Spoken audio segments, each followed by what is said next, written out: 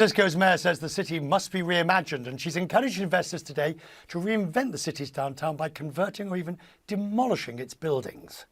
The city has struggled after the pandemic. It's seen a mass exodus of tenants and a downsizing of big tech. San Francisco is not alone. Many cities are trying to keep a new identity to keep work-life balances.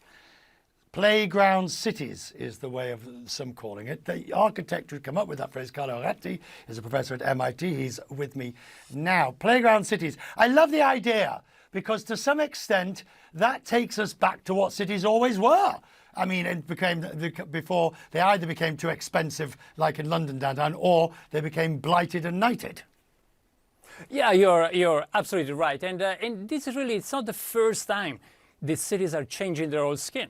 We've seen this over the past few hundred years in different ways, and certainly the new ways of working are now calling for a new way of living and, somehow, doing buildings and structuring the city itself.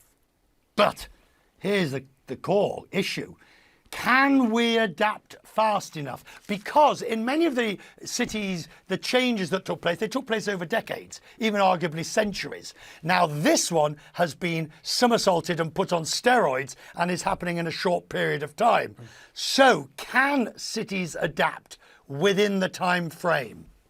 Well, I think they can, but I think we need to actually help them adapt faster. One of the important things is actually to start thinking about trial and error, to try things, see what works, what doesn't work. We still don't know exactly what will be the next configuration. So we really need to apply something similar. Actually, you mentioned San Francisco, something similar to what venture capital does. I mean, trying something on a small scale and let it evolve, and also having less regulation. Somehow, some of the regulations of the past century, when you think in particular about single zoning, well, if we are able to relax that, that will allow cities to adapt fast. Right.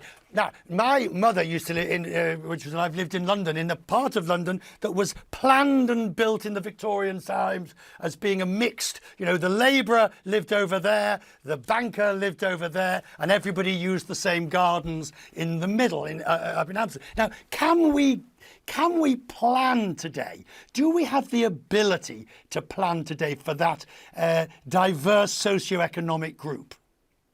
Well, I would say we must do it, and the important thing actually as well, that we discovered this with our research at MIT by analyzing social networks. I mean, the way people communicate and what happened before the pandemic, during the pandemic, and now is actually physical space is very, very important.